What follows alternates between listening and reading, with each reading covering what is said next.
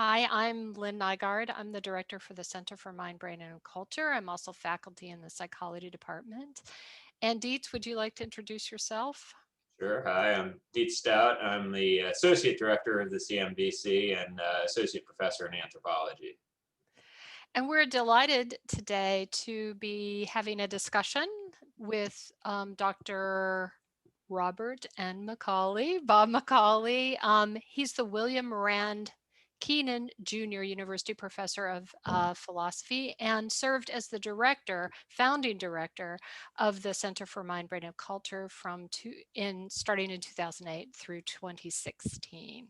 And so it's an honor to talk to you, Bob. And we wanted to have a conversation about your career, your scholarship, the sort of founding of the center and the mission of the center, and your thoughts on interdisciplinarity at this point, and then a little bit about where you're going. We know you have just retired. And so we're so excited to be able to talk to you about, sort of at this juncture in your adventure. So I thought I'd start by just asking if you would introduce yourself a little bit, say a little bit about sort of the overview of your scholarship and particularly sort of the steps that led up to this founding scholars in the field of cognitive science of religion.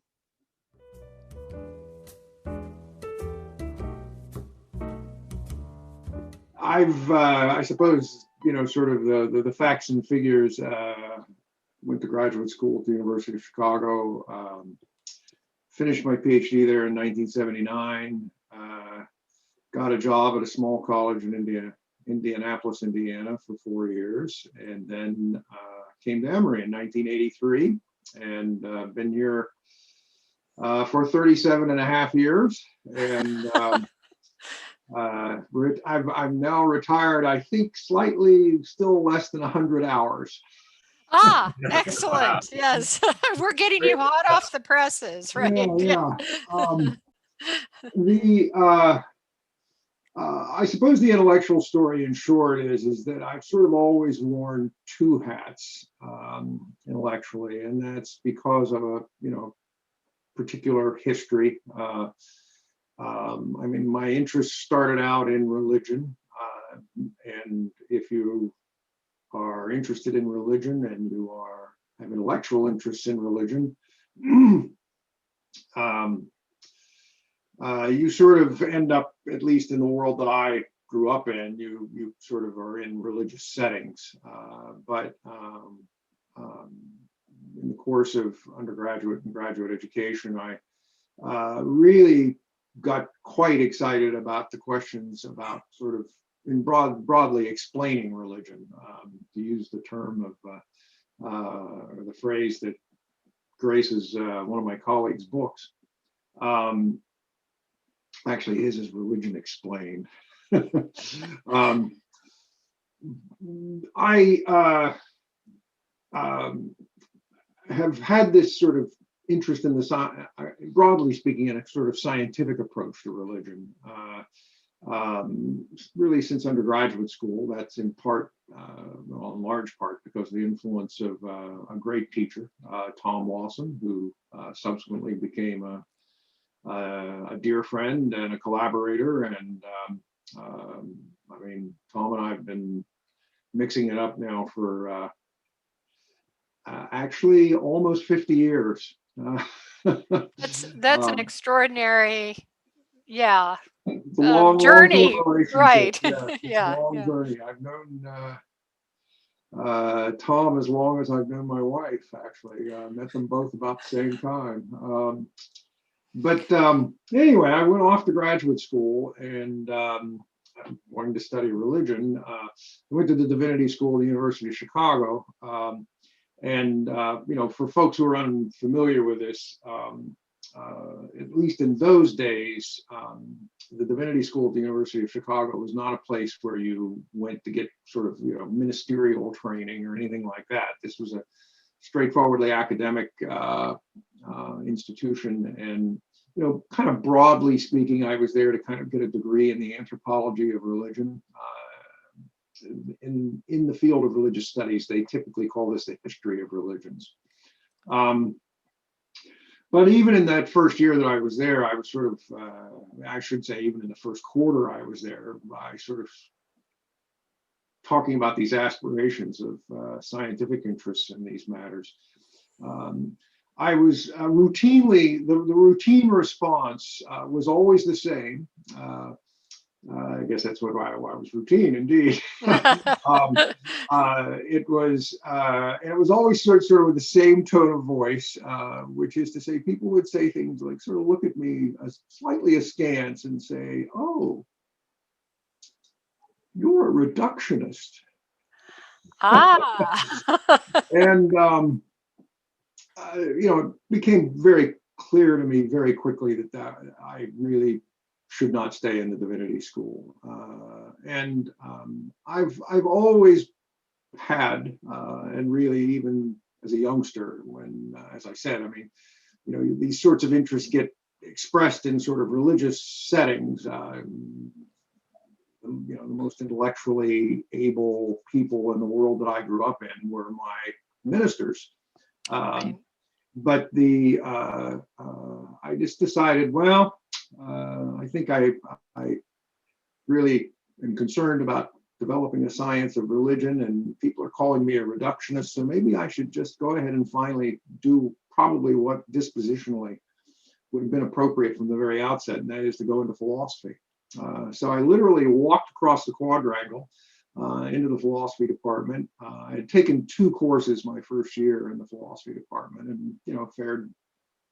No, I had taken 3 courses and fared reasonably well. And so they accepted me into their PhD program, and I ended up spending the next 4 years after getting my master's degree at the divinity school in that first year. Basically learning the philosophy of science, and in particular this topic of reductionism.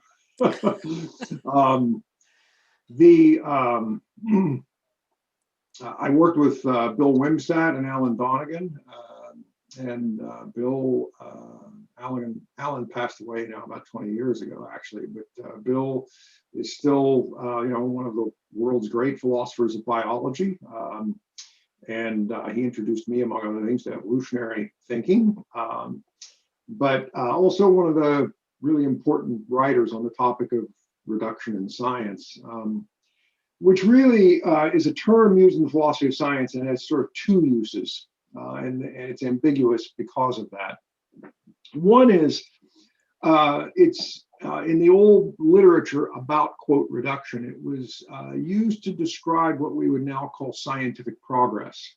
The notion that sort of old good theories could be reduced to new, better theories. So right. The notion that sort of, the physics examples were always the ones that philosophers of science love to trot out, right?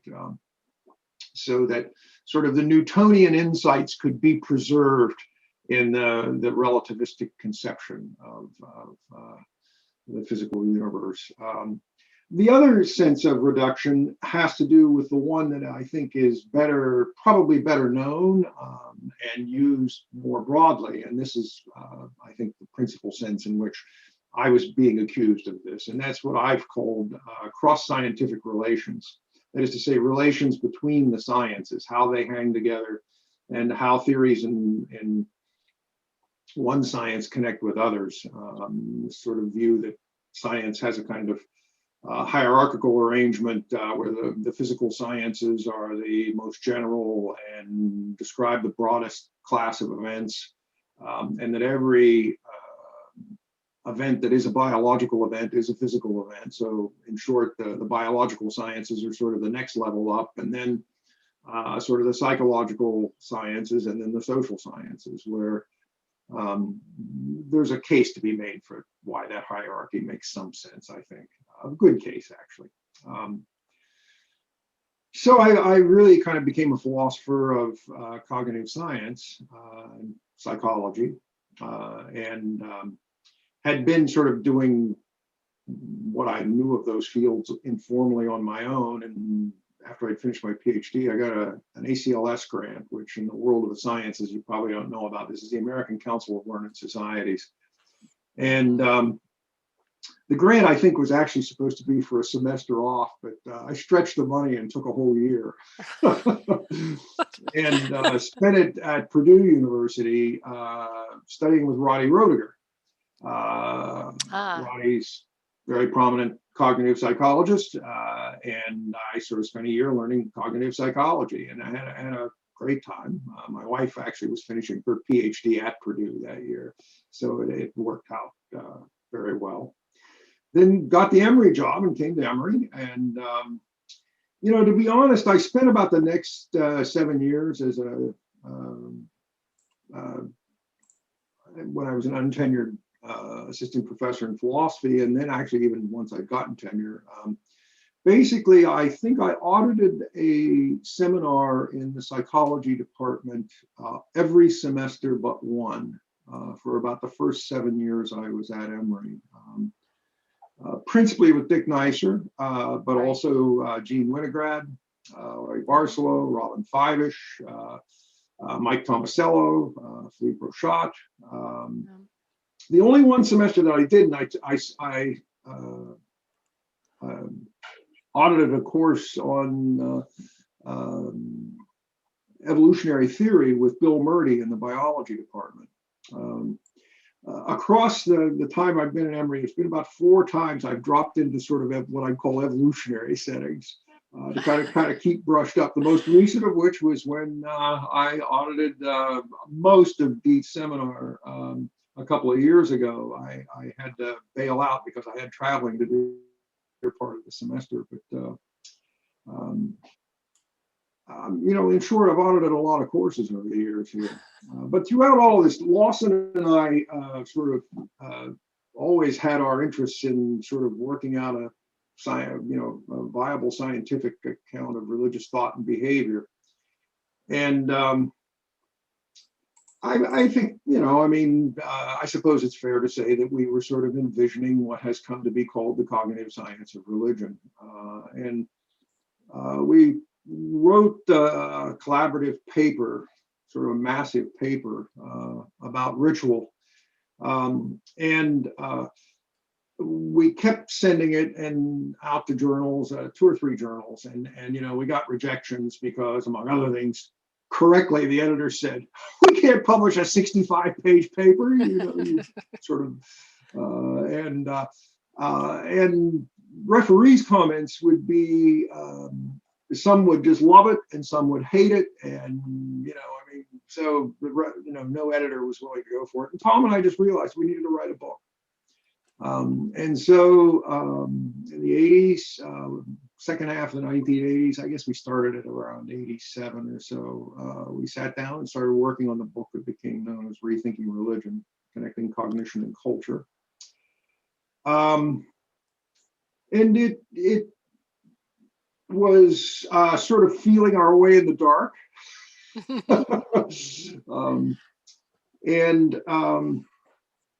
But it came out, and some folks started paying attention, and then actually one person in particular who paid attention was a fellow who was at Cambridge, the University of Cambridge in England, Pascal Boyer, who had very, very similar interests.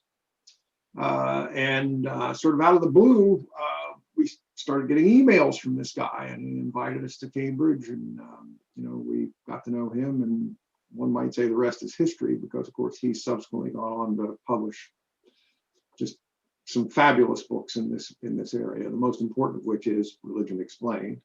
One friend argued that 2003 was the tipping point for what we in the field call CSR, Cognitive Science of Religion. It was the tipping point because this fellow, I think, argued that there were something like 20 books that came out that year in this area. And so it's sort of rolled along. Now there's an international society, and which meets with biennially, and all over the world. And it really is international. That's the thing that's been such great fun about it. I mean, real sort of serious places where people can go do graduate work in this field, in Denmark, in England, at Oxford, in New Zealand, here in America and Canada, and so on. In the Czech Republic, to name a few others. But then sort of all along, I was writing papers in the philosophy of science as well about, as I've said, these sort of cross-scientific relations questions. And so those are sort of the two hats: a philosopher of science, philosopher of psychology, philosopher of cognitive science, but then also sort of doing at least theoretical work in the cognitive science of religion. Excellent. It's interesting to get a roadmap for how sort of ideas are emerging, right? And that a sort of a new field can emerge in conjunction with your other scholarship, obviously, but to see that kind of emergence. And it also pulls, or highlights the interdisciplinarity of the endeavor, right? So you're talking about sitting in on a biology, classes or courses or psychology courses. And so I'm sort of interested to hear about the founding of the Center for Mind, Brain, and Culture and how that came about and what you saw the vision then and the vision now and sort of that trajectory and how interdisciplinarity fits within these kinds of ideas.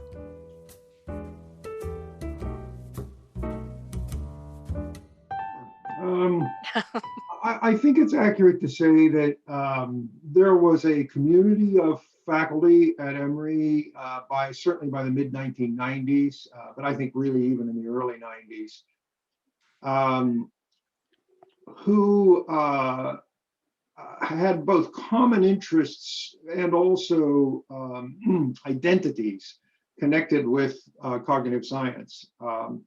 And including people who, within their disciplines, quite frankly, are world-renowned, from Franz de Waal to Larry Barcelo to Brad Shore and others, right? And yet Emory had no kind of institutional center. It had no kind of institutional flagpole to, sort of raise the flag of cognitive science to say, hey, we're an important player in that area. So more and more, a group of faculty, including all those people I just named as well. I mean, in the earlier days, White as well, Mike Tomasello before he departed Emory, and others. I mean, really, ultimately, there was a group of about 20 faculty. I won't try to name everyone. So that's yeah. But I mean, across a number of disciplines. Right. And actually, even across schools, we had a few folks from outside the arts and sciences in the college who were, in short, kind of protesting, we need to do something. Yeah. And so a committee was formed of 4 people to advance a proposal. That committee was Larry Barcelo and Laura Namey from the psychology department, Joe Henrich from the anthropology department, and me from the philosophy department. And we assembled a proposal, and I think it's mostly serendipitous, but I mean, happily, about at this same point in time, we had a dean, at least in the time I had been here, the first dean that we had ever had, who arose from our faculty, and that was Bobby Paul. And Bobby, in effect, was really a person, I wouldn't say he was one of the core people in this group, but I mean, he was aware of this initiative as well, and sympathetic.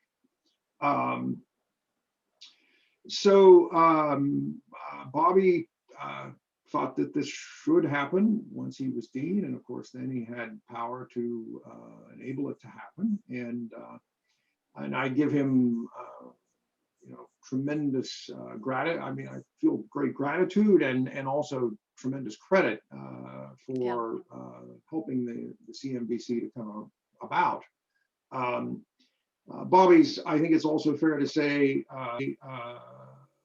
probably bears principal responsibility for the fact that it's the CMBC, which is to say he wanted culture in there. And I have been forever grateful to him since that he pushed that point. I mean, I think that the original conception was something more like sort of what in those days might have been perceived as some of the core cognitive science disciplines, and so more like a center for mind and brain, right?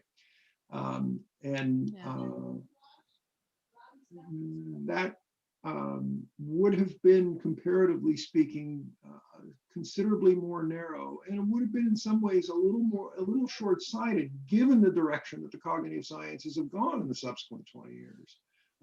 Well, I mean, given when we were originally planning this, it's actually a 20-year time frame when we were really starting this and talking about it, even though the center didn't really come into existence until 2007.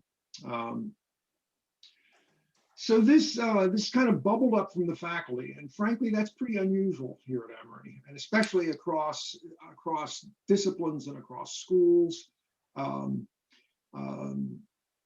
But there was not leadership at this point, and it hadn't been settled, and so there was a kind of an executive committee that ran the center for the first 9 months or so, from the fall of 2007 into spring of 2008. And at a certain point, that core committee, executive committee, of which I was a member, Robin Fivish chaired that committee. We certainly thought this, and it turned out then the sort of larger advisory committee of the other sort of 16 or 18 or 20 people were also in complete agreement. There was literally unanimous vote that we make a proposal to the dean that a director of the center be hired. And it's a long story. It's too torturous, and I'm going on too great a length now. But in short, after lots and lots of negotiations, I agreed to become the director, and Laura Namey agreed to become the associate director. And sort of things took off. From a kind of structural standpoint, I'll point out that Laura and I sort of did these jobs for some years, and then Laura went off to the National Science Foundation, and in short, the two of you have taken over, and I'm sticking this in, and I hope it won't be edited out. And that is to say, at a Zoom virtual annual national meeting of an organization I was just at, I had a colleague, as you know, the way these sessions work, you sort of sometimes have an opportunity to jabber a little bit with people, and you see their screen, you see them on the screen, and everybody most people know each other, and so it's not a problem. Nobody's troubled by this before the session starts. And this fellow said, "Boy, there are so many cool things happening at your center." And I said, "I don't run the show anymore." And I, congratulate you both on all. I mean, unbelievable, it seems to me, imagination and creativity and flexibility to handle this wretched year that we have all just gone through. For the center and in behalf of the center. You guys have just done a magnificent job. So the center sort of marches on. Thank you. Yeah, you're quite welcome. I mean it. The center proceeds ahead. Yeah. You know, as to vision, and that's my view about the trajectory. I mean, I think we're just heading to bigger and better things. But the aim, in short, in part, was first of all to have a flagpole to run that sort of mind, brain, and culture flag up here at Emory. That is to say, to showcase outstanding work that people were already doing, and giving it a kind of institutional location that people could point to. And then more, well, equally importantly, to support and to foster the term I've always preferred to use has been multidisciplinary exchange about mind, brain, and culture. That is to say, interdisciplinarity is something that's great when it can occur. And I think it's fair to say that we have reached a fair number of wonderful interdisciplinary accomplishments in the CMBC over these 12 years now. But I think multidisciplinarity is got a value all by itself. Just, you know, sort of having ideas from other disciplines pop up, whether you end up sort of interacting at great length with folks in other disciplines or not, is not quite so crucial as if it's proving intellectually valuable. That almost always does lead to interacting with those folks and their ideas and so on. But I think that it's intrinsically valuable, even if those sort of fostering those social connections, you know, may not work out for all kinds of, as we all know, like literally things like who parks in which parking deck. I mean, there are all kinds of things that can have an influence on whether those things develop or not. The focus, the agreement was all along that the focus would be especially on scientific approaches to mind, brain, and culture, but that was not an exclusive conception, which is to say humanists have been welcome. And as you know, as both of you well know, humanists have been quite frequently involved with the projects of the center. And I mean, and I think it's fair to say enthusiastically involved, which is just grand. I mean, it's grand for all concerned. The principal focus has been on the faculty, on graduate students, on postdocs, and I guess I'd say precocious undergraduates. There have, all along, there have been a few undergraduates who have sort of, they found us and they just keep coming to things and they want to be, and so indeed, you know, you guys have done a wonderful job of building more programming for that particular audience. Tremendous variety in programming. Don't need to tell you, and I assume if folks are really interested in that, they can take a look at the website of the center. I guess I'd mention two things in the early years. The first was the fact that 2009 was going to be the bicentennial of Darwin's birth and the sesquicentennial of the publication of The Origin of Species. And so Laura and I kind of, you know, looked and blinked for about half a second, and we realized what we need to do is to put together a conference on the evolution of mind, brain, and culture. And a conference that will focus on sort of just as much on local Emory talent as it does on big famous international talent. And so in short, we put together this conference, and it was, to my mind, it was successful. Let's put it that way. Enormously successful.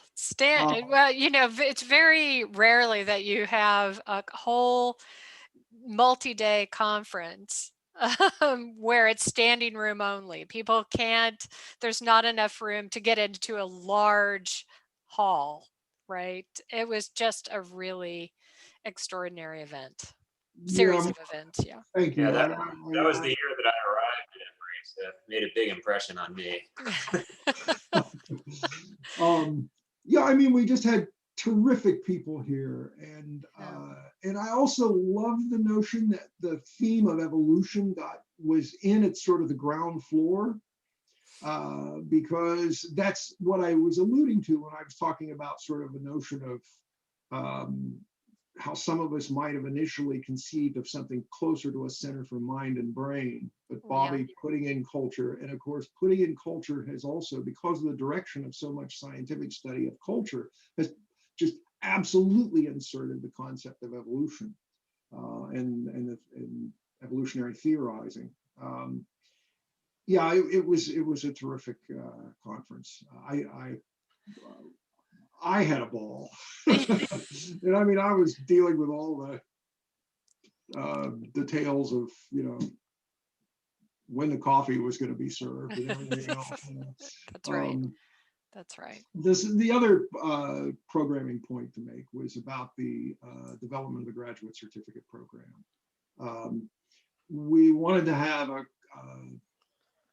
provide curricular resources for students and grad students. We're not a department, we're a center. And so we developed, and I should give Laura basically developed the graduate certificate program. And I mean, it just sort of, as soon as the gates were open, it just took off like a bolt of lightning.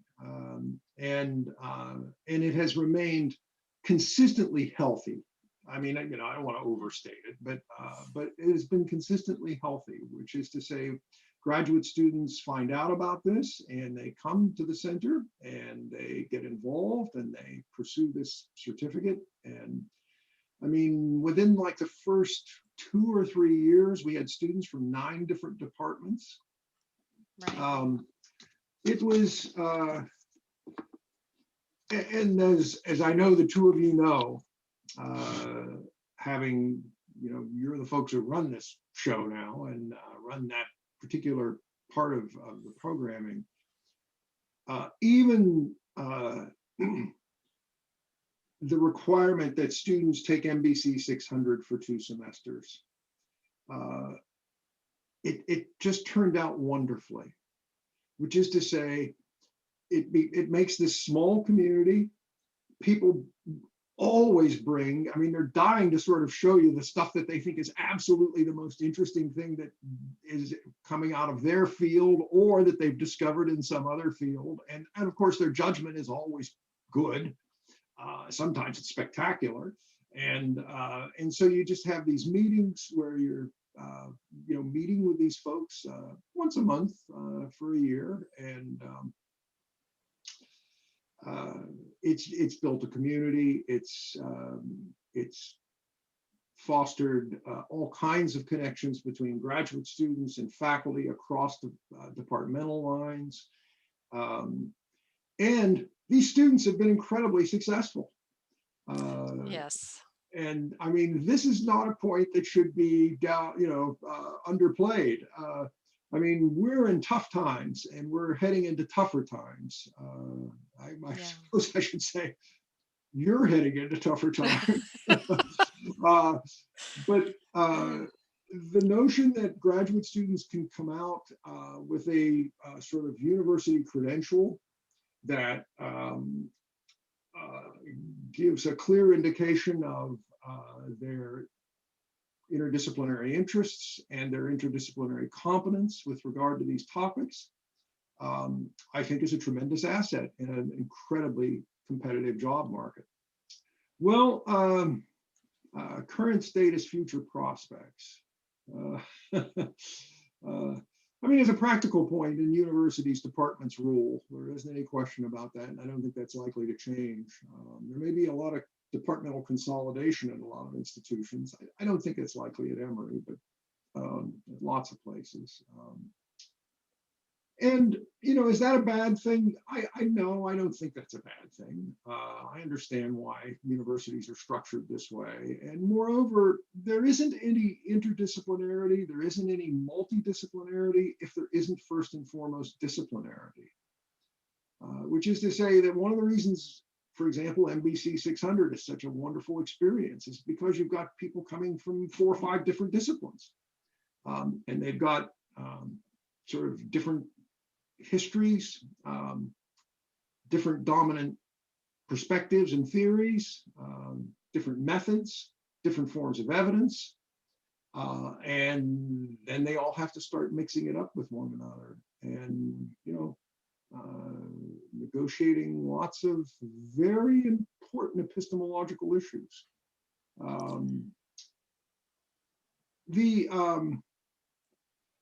I have to say, though I'm no authority on this, it's just an impression. I think that Emory is, comparatively speaking, in conversations with my colleagues at other places, I think Emory is generally pretty good at this. That is to say, fostering opportunities for folks to interact across disciplines. And of course, the existence of the center is sort of the first and most conspicuous piece of evidence for that.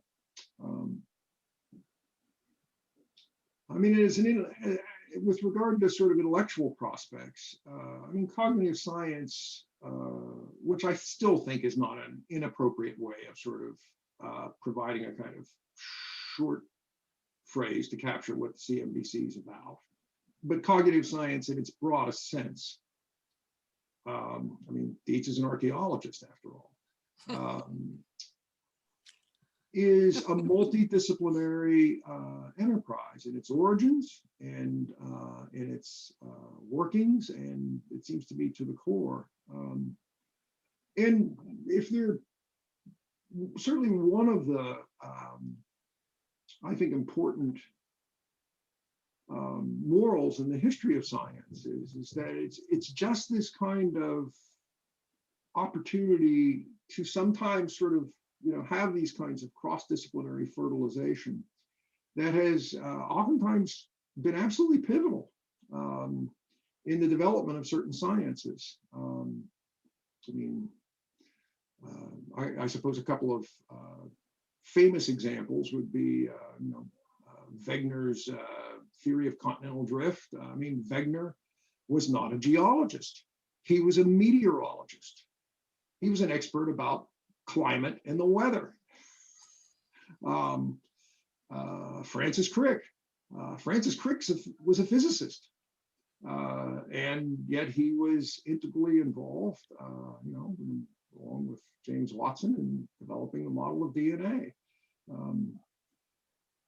I think that intellectually, it's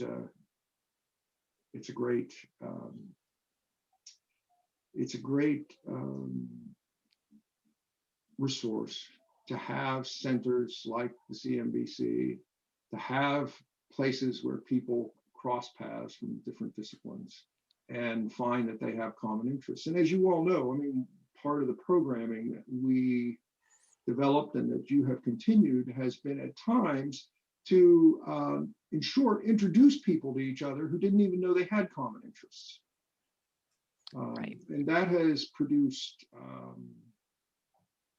talks for sessions, it's produced papers.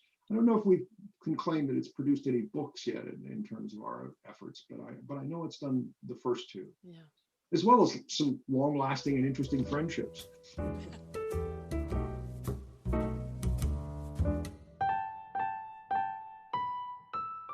You had talked about a couple things in the founding of the CMBC. Well, first you started off, you talked about that the cognitive science of religion is kind of, growing and expanding. In 2003 was a tipping point, and that sounds great. And we talked about the founding of the center, that there was initially some talk of it being a cognitive science center.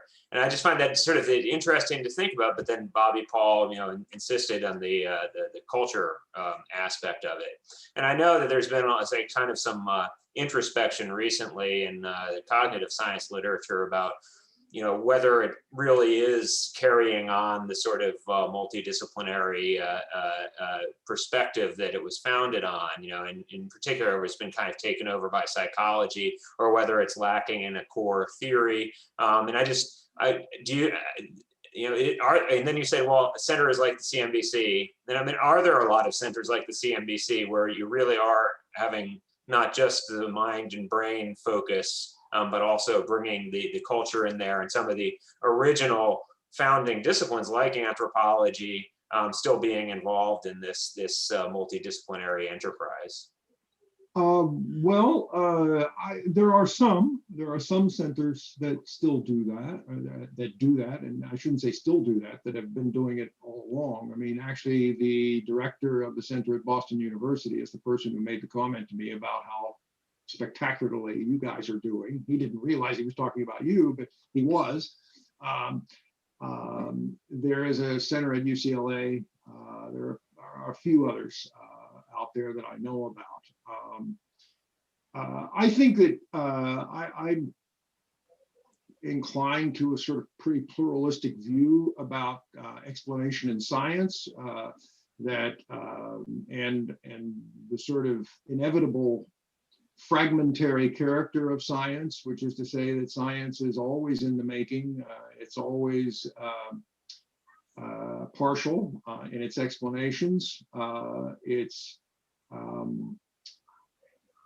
And so, I mean, I would not have been troubled had we just called, actually, I like CMBC even better than calling it the Center for Cognitive Science, quite frankly. But on my conception of cognitive science, I would have had no trouble whatsoever with the notion and the assumption, indeed, that anthropology, linguistics, computer science, that all of these disciplines would be involved, and indeed they have been. As to this issue about in sort of beyond the center, but in the discipline at large or the field at large, the notion that the psychologists are dominating, for example. Really in a terrific essay that appears in the Blackwell Companion to Cognitive Science that Bill Bechtel and Adele Abrahamson and George Graham wrote. It's a little dated because it came out about 15 or 18 years ago, but it was still a retrospective look on where cognitive science had gone for the first 40 years, or 35 years or so. One of the points they make is that at different times in the history of what we are inclined to call the cognitive sciences, that certain disciplines have been dominant. And they've been dominant for a variety of different reasons. Either because they've just got some new exciting theoretical action, or because they've got some really new, interesting, fancy technology, think fMRI machines. But, a generation and a half ago, think the development of, desktop digital computers. And lo and behold, a generation and a half ago, it was the computer scientists who really sort of were, one might say, the big guys on the block. Again, this stuff doesn't trouble me in the least. My view is that what's happening right now in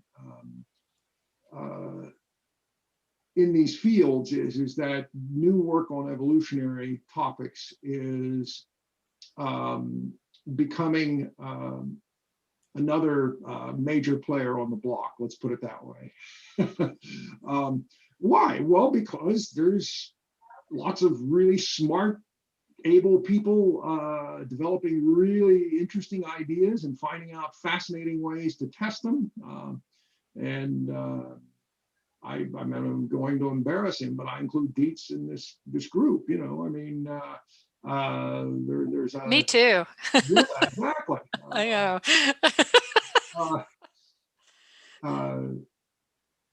Yeah. That there's no dominant theory doesn't bother me if you've got a field that spans across the different levels of scientific investigation, and it seems to me that it's fair to say that cognitive science stretches from the biological sciences through the psychological sciences right through to the social sciences.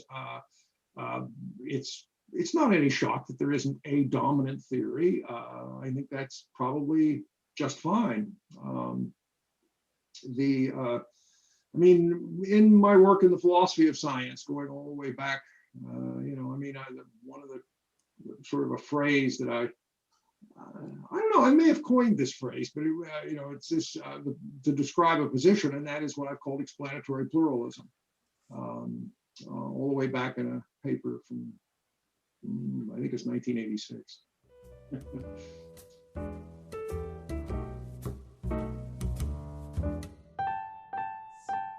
So what is your current work looking like, and what is the sort of future scholarship that you see yourself doing? And I know that you just have a book that has come out. So this is, I guess, sort of a little bit stepping back in time, but sort of very current, hearing voices and other matters of the mind, what mental abnormalities can teach us about religion. And so this is an Oxford University Press. And is this co-authored It with is co-authored, yes, with Graham? with Yeah. George Graham, right? Yes. Yeah. Could you, so talk a little bit about what's happening intellectually, at the moment, and sort of where you see yourself headed. Well, with regard to that book, first of all, Let's start in pieces, right? Yeah. I've known George for 30 years. He is a philosopher of psychopathology. He does, and really one of the key figures in that field. I mean, he's a co-editor of, an Oxford Companion and a number of these sort of big, thick volumes that people go to sort of bone up on fields like this. And George approached me, it's now, I don't know, like 6 or 7 or probably 7 years ago now. I don't remember the precise dates. But he had seen that there was a new funding initiative out of the John Templeton Foundation for Gods and Minds. And George is interested in mental abnormalities and broadly speaking, a kind of cognitive approach to that work. And he knew that I was interested in religions and a cognitive approach to that work. And so he said, we should write a book together. And okay.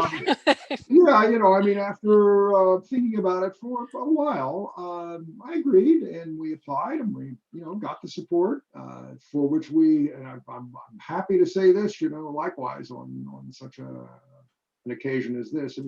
Very grateful to the Templeton Foundation for this funding.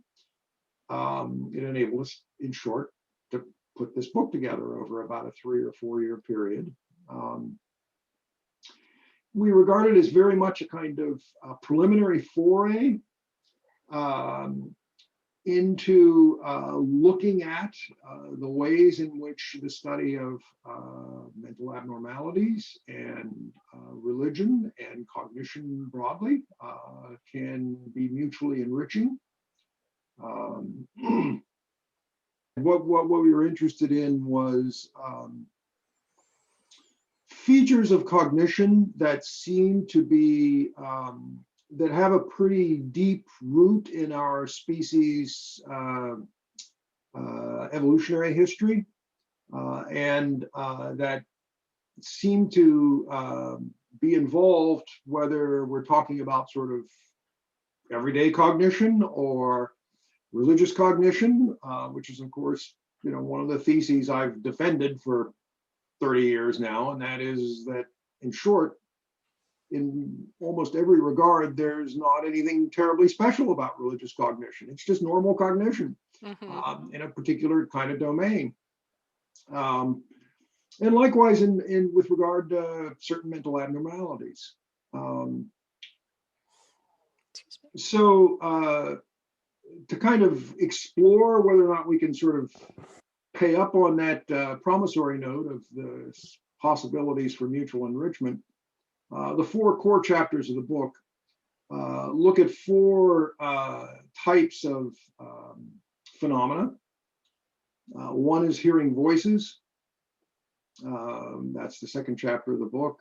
The third chapter of the book focuses on sort of deep, heartfelt depression.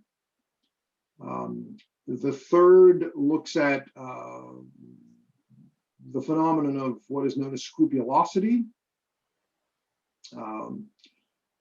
And then the final chapter, well, the final sort of substantive core chapter is sort of the contrast case, which is to say, quite literally, the chapter begins with a comment to the effect that you sometimes hear people say that the exception proves the rule, and exceptions actually don't prove rules.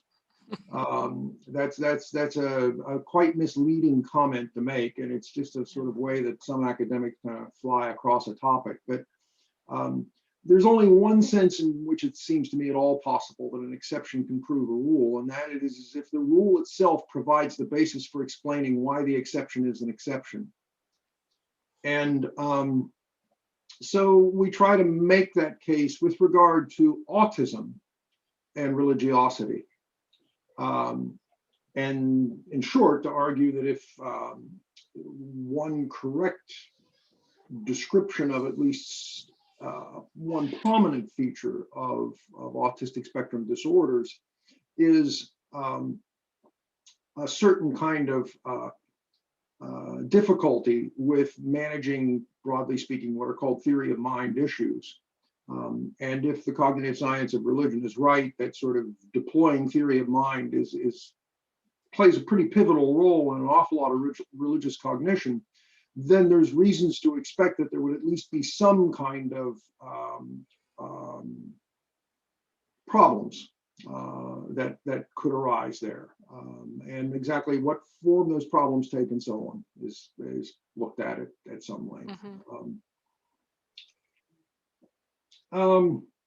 I have to say, I learned a tremendous amount by sort of diving into this project. It was an area that part of the reason I was game was just that I just felt like, okay, look, this is something I can really learn anew. Got introduced to the marvelous work of Richard Bentel. I don't know if either of you know him or know of his work. He's a British psychologist.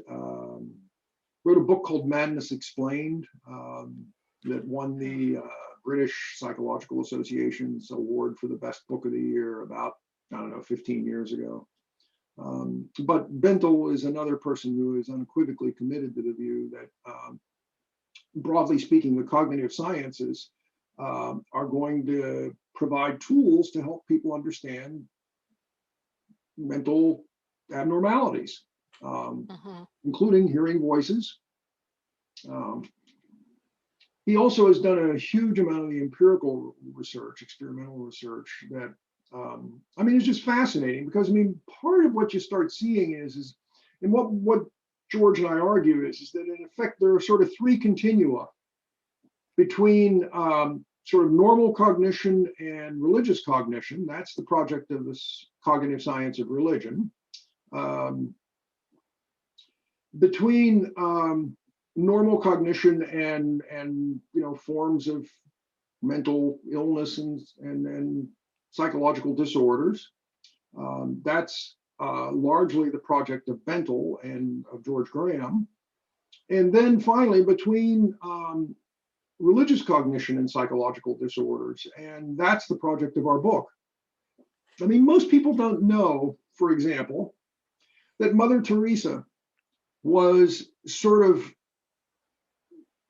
caught in about sort of a 40-year depression in which she was absolutely convinced that she was not hearing from God and God was not hearing from her. And indeed, I mean, I don't think it's a completely crazy thing to say that by the end of her life, Mother Teresa may well have been an atheist. I mean, interesting. Yes. I got introduced to John Bunyan by writing on scrupulosity, the great author of Pilgrim's Progress. But he was also the author of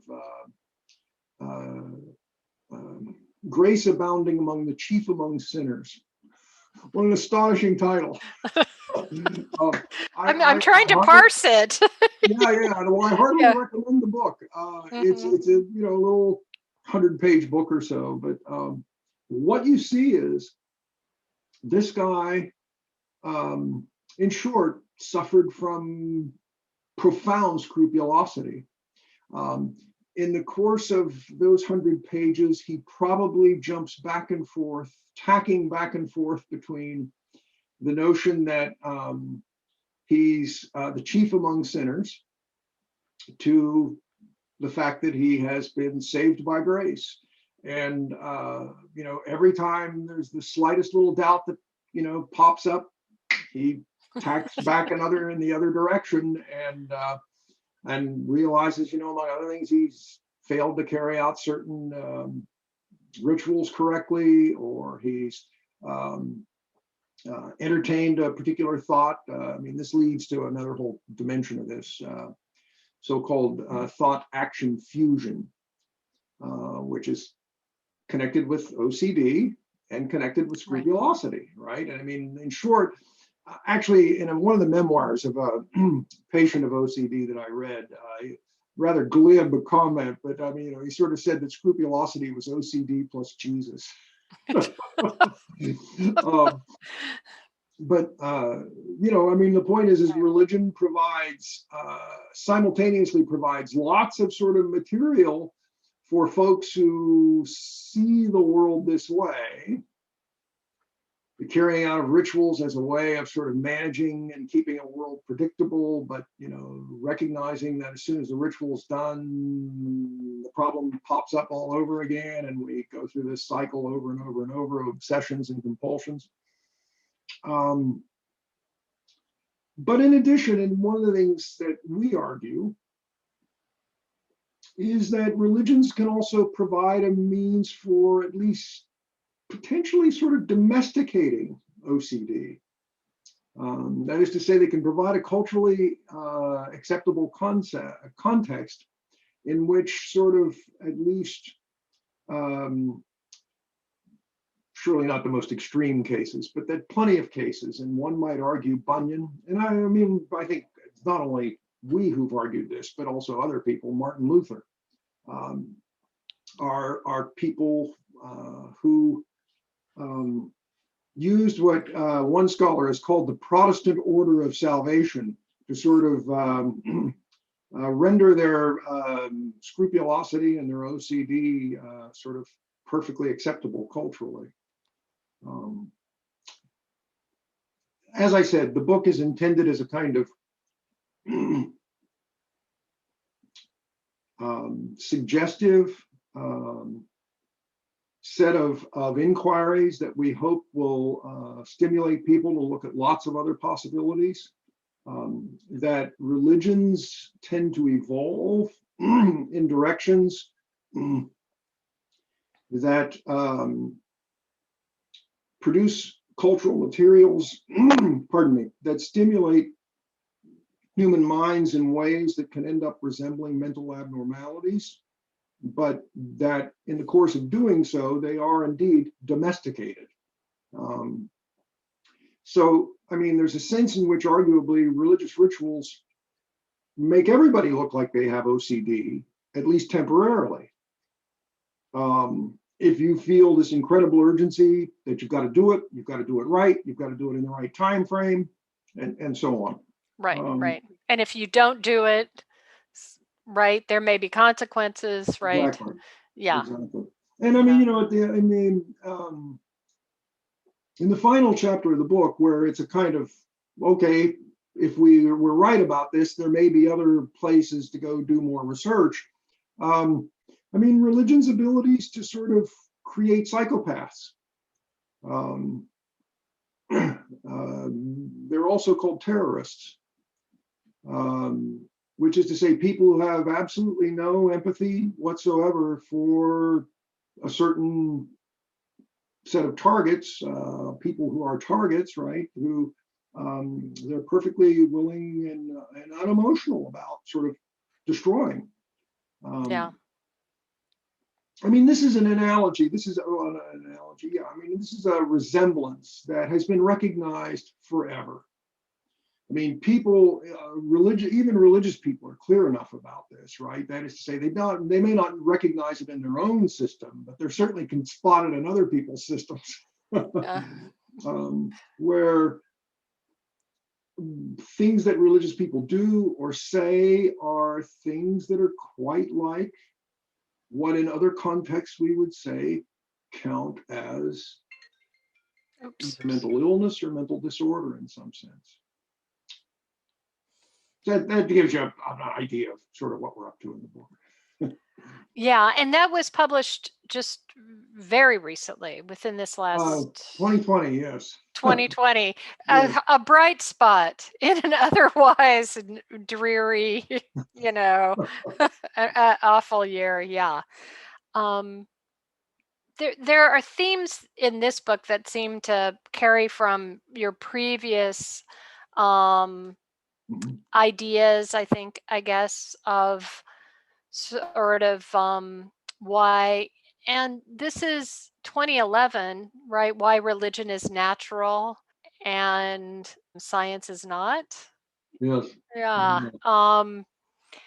And, if you would talk a bit about that idea, and it seems relevant to some sort of current, phenomena in our society. And I know Dietz had a question along these lines as well, perhaps.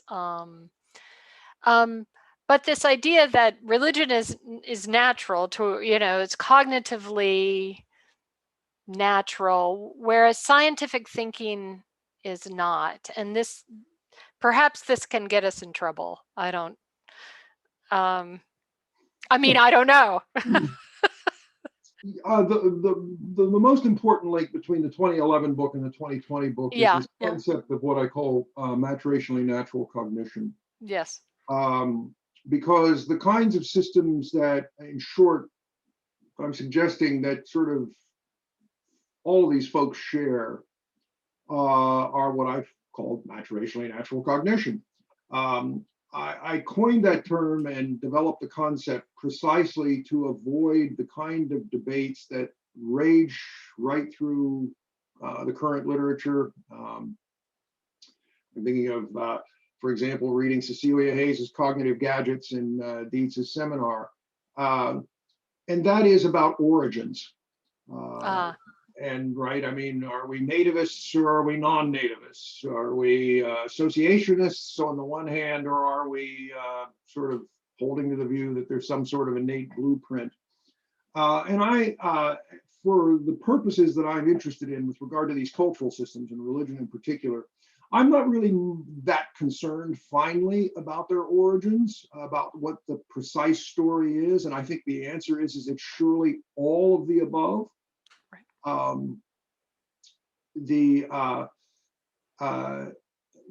But rather the kind of characteristic features of this cognition. And that is to say, stuff that people know without having to be taught, without having to have much experience or practice with it, that they find difficult to articulate, but that nonetheless occurs to them instantly, that seems to be, if not universal, we'll say at least, that seems to certainly recur across all cultures in a fairly widespread fashion. That kind of cognition is what George and I are arguing that, sort of normal folks, religious folks, and folks with mental abnormalities pretty much all share. Yeah. And seeing the operations of those systems can matter. The earlier book is in part an argument to say that it's an awful lot of those systems that turn out to have a pretty important role in an awful lot of religious representations. And this is what makes them, in short, easy to think. An alternative title, I've had folks who've suggested to me that the book could have been titled Why Religion is Easy and Science is Not. And that would be a true claim about the view that the book advances, but I think it would fail to capture this notion that there is a kind of naturalness to these forms of cognition in a variety of domains that, well, in short, it wouldn't carry that connotation. And I think that it's useful for it to carry that connotation. Yeah. I mean, going back again to the sort of features, I mean, also including a fairly standardized developmental trajectory, Right. where, and frankly, the overwhelming majority of these systems are sort of in place by the time that kids are sort of, quote, school age.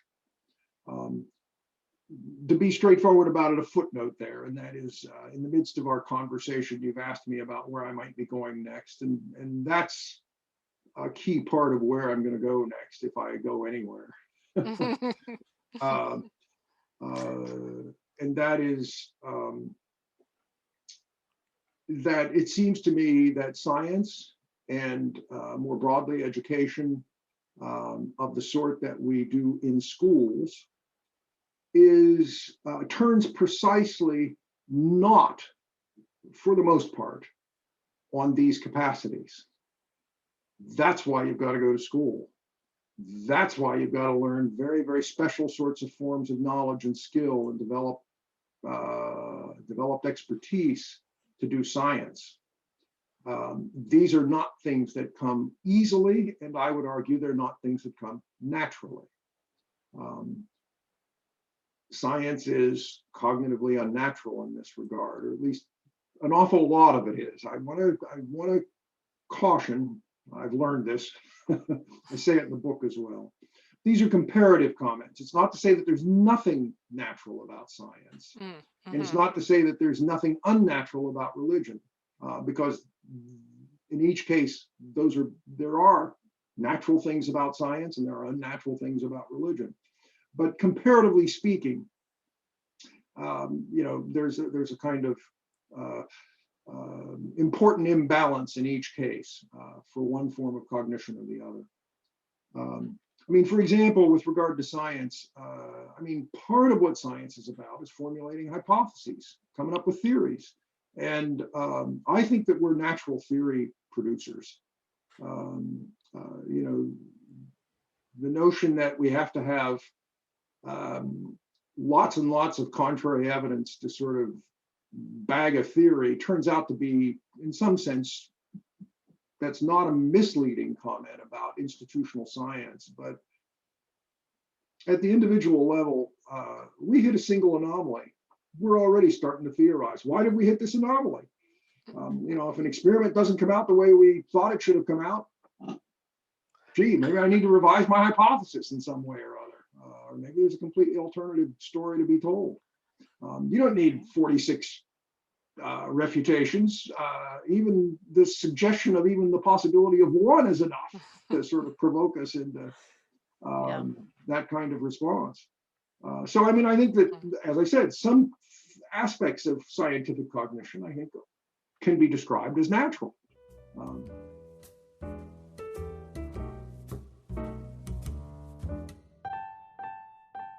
But it seems to me what's crucial about science, what makes science distinctive in human history, is not so much that theorizing part, but rather the critical part and the systematization of criticism, and the concern for careful analysis, quantitatively, but also conceptually, of scientific proposals. And those are very, very difficult skills to acquire, to retain, to exercise, and to remain attentive to in the course of just even negotiating in the world of, sort of scientific discourse, let alone in the world of everyday discourse.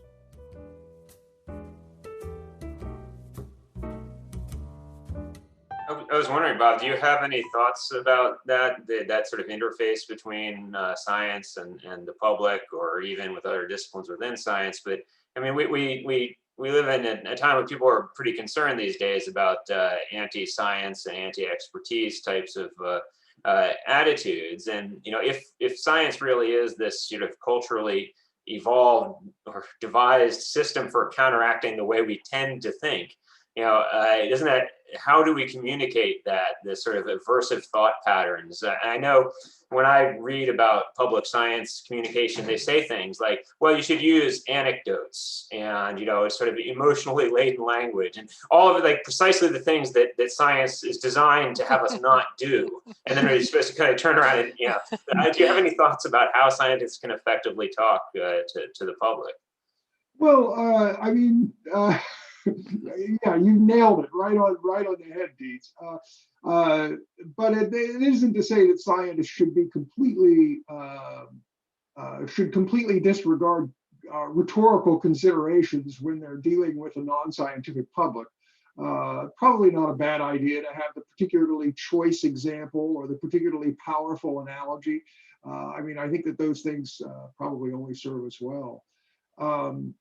But yeah, I mean, one of the things that follows from what I've argued is, well, two things that follow. And that is, one is science is really tough to learn. And two is that because it has all of these, one might say, cognitive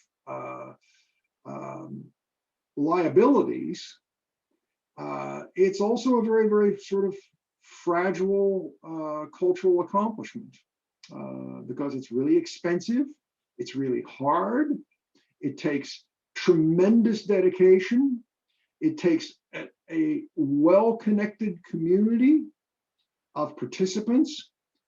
I mean, note, a well-connected community of participants so that they can share ideas and share evidence, but also so that they can criticize each other and go after each other, right?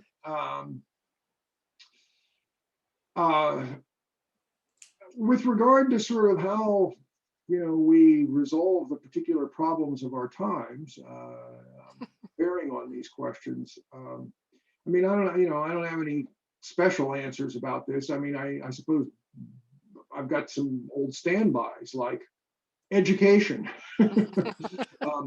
I mean, funding for education has been in decline for decades in America, and that's not a good thing. And I don't mean just science education. I mean education broadly, but because I think that education broadly can finally serve the sort of preservation of science as well. But certainly mathematical education. I mean, there are a variety of initiatives. I mean, the one probably that I know about that I don't know much about it, but I've at least heard about it, and that is Alan Alda, right? I mean, Hawkeye from MASH has sort of dedicated the last couple of decades of his life to sort of helping scientists communicate science to a public that is not much in touch with science. I mean, I think a lot of thousand flowers bloom. Let's see what works. I don't have any deeply developed strategies on this front, except one observation.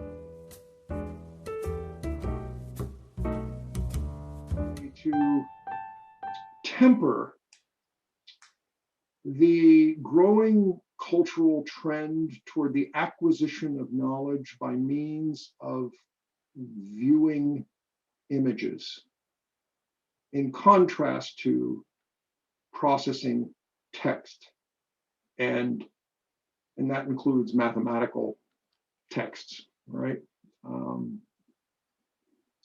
that's a big demand. I mean, this is something that I think is actually even more fundamental than social media, though social media is has a kind of multiplier effect, which is to say that what it is an awful lot about, as I gather, is simply it's kind of an accelerant to the dissemination of images. And in short, the processing of images is a maturationally natural capacity.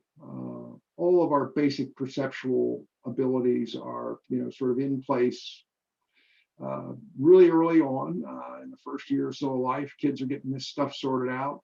There's evidence that some of it is even sorted out in part in the womb, in the last weeks in the womb.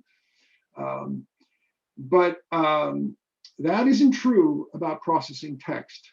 Processing text means you've got to sit down in a school and in a rather artificial, unnatural environment and spend years and years practicing a skill that at its most elemental level, frankly, is literacy. And likewise, quantitative literacy. A kind of related second form of this kind of education. That's not to say that images don't have a role, and sometimes images can be just a way of kind of literally illustrating that particularly good example, providing that for folks. But it seems to me that there has become a grievous and worrisome imbalance on this front. You can't argue with images, and images don't make arguments. And it seems to me that finally the core of human rationality and of scientific rationality is the making of arguments. And of course, in the case of science, making empirically, having empirically supported premises and so on. I wish I could describe this in far more practical and down-to-earth ways, but this is a sort of broad grasp that I've had. And I want to give credit where credit is due, if there's any credit to this position, which is to say these thoughts were inspired by reading a book that I read many, many years ago that has still had a huge and profound influence on me, and that is Neil Postman's book, The Disappearance of Childhood. And one of the consequences that Postman argues of a culture, a society in which most people get most of their knowledge by means of processing visual images, is one of the consequences of that will be the disappearance of childhood. And I think that he's absolutely right about that.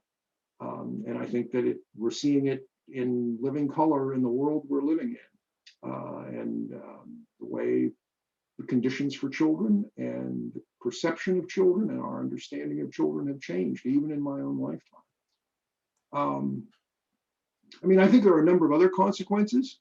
Joe Henrich has got one of these nailed just exactly right. It's the rise of celebrity culture.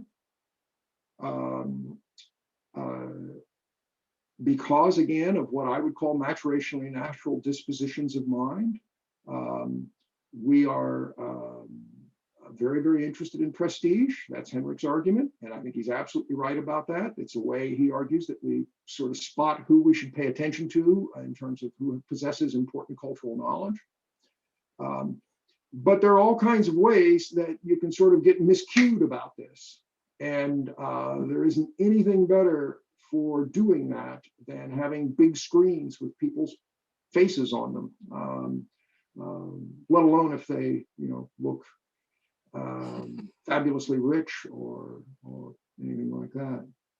Another consequence of this is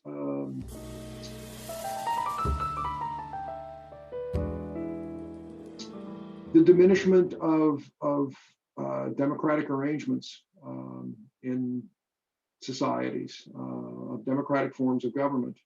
And again, our founding fathers were quite clear that a democratic republic will only stand as long as it has an informed citizenry. And contrary to the widespread assumption that dominates, it seems to me, in our culture now. The constant sort of consumption and digestion of visual images does not constitute being an informed citizen. Okay, that's in short. I've already kind of scouted out for you. If I get another book written, this is the one that I want to do, is to sort of lay this out, this whole argument out. And I did want to just mention, I don't know if you want to talk about it at all, is you have engaged in this kind of public scholarship. If we think of a blog in Psychology Today, right? As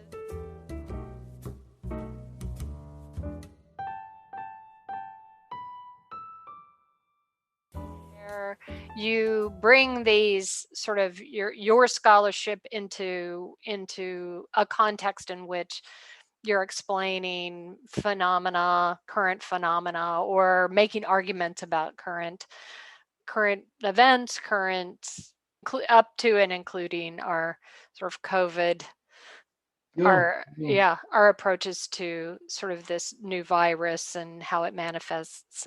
And the blog opportunity arose when I published Why Religion is Natural and Science is Not. Sort of out of the blue, Psychology Today contacted me and said, would you be interested in writing a blog for us? And I mean, I had never thought about this. But they included one key piece of information in their offer. And that was, they said, we get 5 million hits a month. And I thought, hey, not bad. yeah. So I thought, sure. And this is, I don't know, I've been doing it now about 6 or 7 years. I think I've written about 70 of them. So I don't know, it comes out to about 8 or 9 a year or something like that. I've been a little less frequent the last year or two, because things have been pretty busy. But actually, this is one of the things I hope that with retirement will increase. That is, I'll crank them out a little more often. You're right. Sometimes I've written about my own ideas, but oftentimes I'm writing about other people's ideas that I think are particularly interesting or cool. The last 2 blogs that I've written have actually both been about Joe Henrich's The Weirdest People in the World, which is a new doorstop length book that Joe published this year, in which he's the 2 things that I picked up on, which I thought, this is going to be of some interest to the audience that sees these blogs in Psychology Today. One was simply about the notion that sort of culture may have a kind of fundamental impact on the kind of psychology people have, that there is a weird psychology, right?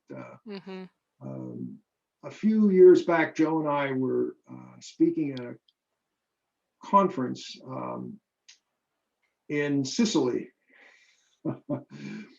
And for folks in North America to get to Sicily, I mean, overwhelmingly you fly to Rome, and then you get a connection from Rome down to Palermo. And it so happened that the day that before the conference, when all of us were sort of flying in, the air traffic controllers in Italy declared a 1-day strike.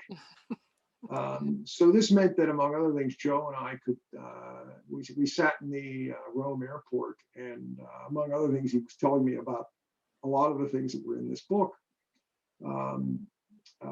And so one illustration, because it's so nice, it was the one I used in the blog, and that is about people getting parking tickets in New York, right?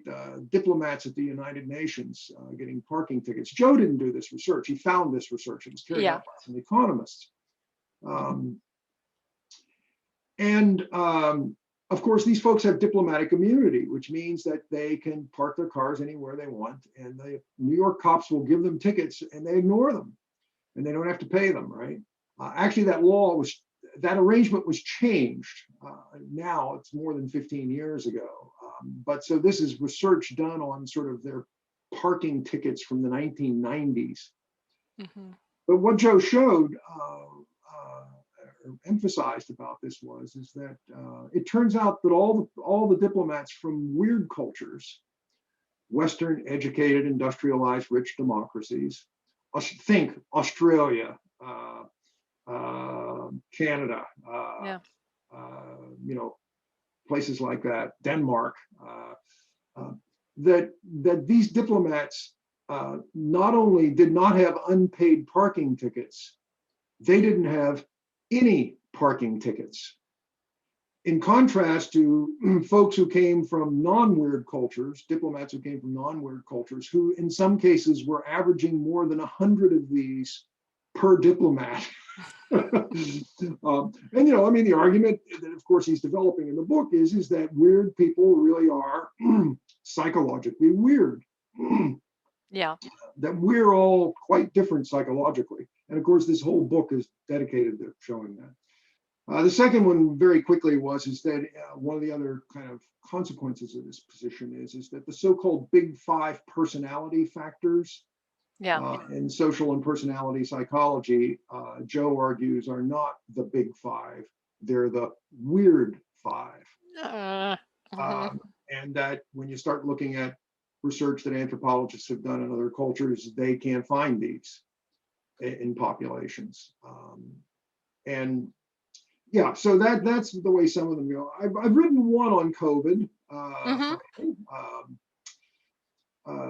I feel pretty good about it. It didn't end up, they give you a report about how many people are looking at them, and it didn't end up getting a huge number more than any of the others. But I sort of thought this was unfortunate, because what I was arguing is that COVID in some ways constitutes the perfect storm. And I wrote this one way back early in, I remember this. In 2020, when it was first coming out, and crucially, when they ascertained that somewhere between, the estimates are between 25 and 50% of people who get COVID are asymptomatic, right? I mean, there's lots of people getting very sick and dying, but there are far more people who, the death rate, even in America, is slightly less than 2%.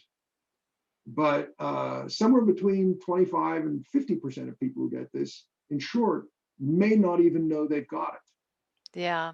And the argument I was making is that if we do have evolved dispositions of mind about contaminants in our environment, asymptomatic people are not going to cue them. And right. If they're not cued, that means this disease will still keep spreading, and it's also why people will be cavalier about wearing masks. Yeah.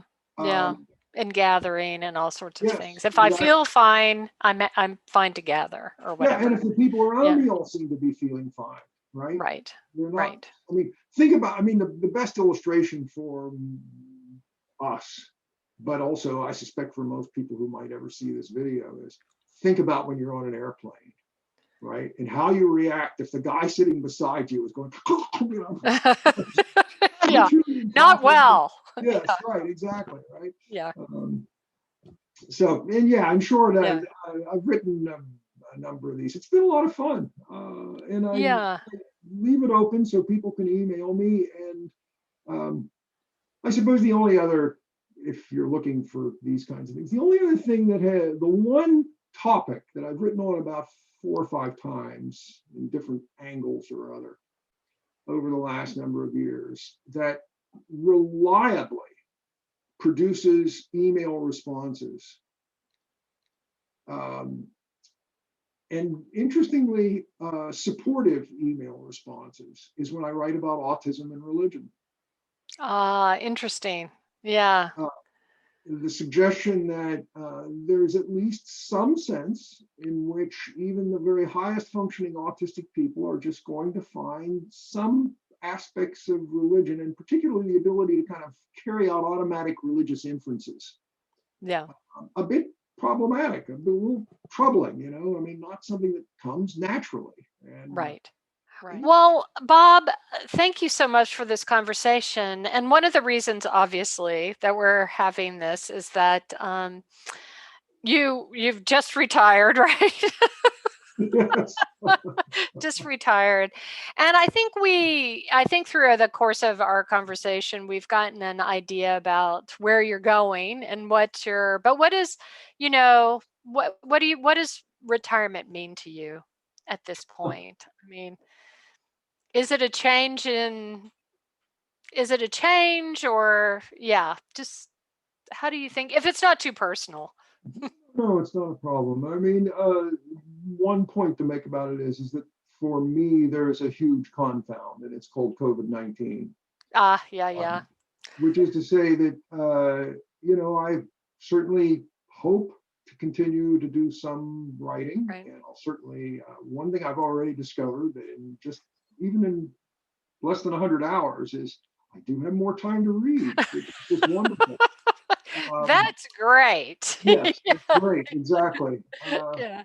But I mean, the plans are not surprising ones. I mean, things like travel, going to concerts, Right. going to theater, playing a little more golf.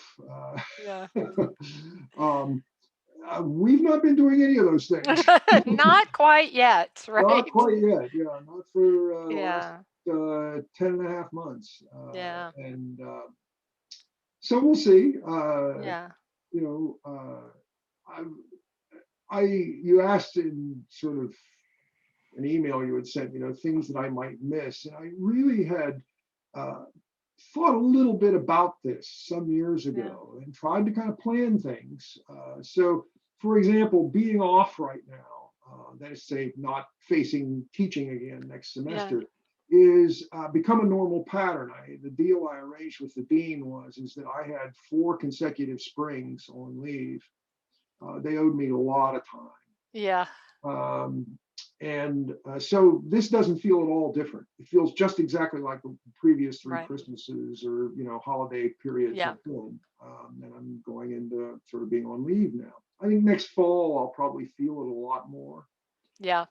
Because as every academic knows, it's the new year. It's filled with glorious possibilities. You're sharpening your pencils, right? Right? And at least for those first few weeks, you feel kind of relatively unencumbered. Yeah, that's right. That's right. You haven't started realizing, oh my God, I got to go to this committee meeting. And that sort of thing. But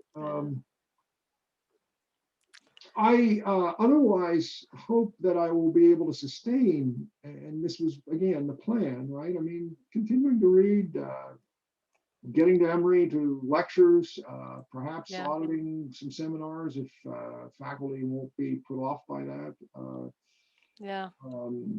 Going to conferences. So, I mean, I'm envisioning a kind of gradual transition. Inevitably, time and will take its toll, and so down the road, this won't all be viable. But for now, I'm feeling good and hopeful. Right. Well, I do know that your legacy at Emory and in the field, and beyond, right? Sort of, highlighting your public scholarship as well, is just your impact is just enormous. And so, our fervent hope is that we can, kind of hang on to your coattails for as long as you'll let us. So. Thank you so much for talking with us, and we'll have more conversations. Oh yeah, we'll have more conversations. Thank you for the invitation, and I just commend the leadership that the 2 of you have supplied to the center. I think that it just is going on to bigger and better and greater things. And thank you, Bob. I'm very, very grateful. As are we. So thank you again, Bob. It was great to talk to you, and we'll keep it up, right? Yeah, absolutely.